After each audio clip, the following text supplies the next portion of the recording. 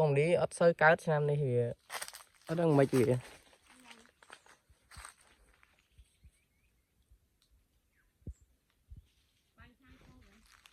đang ấy còn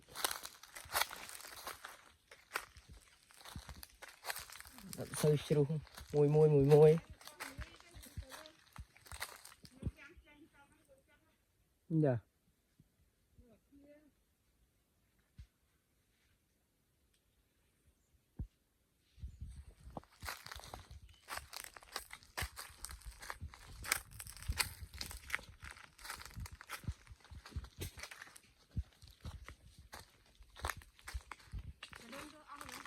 ba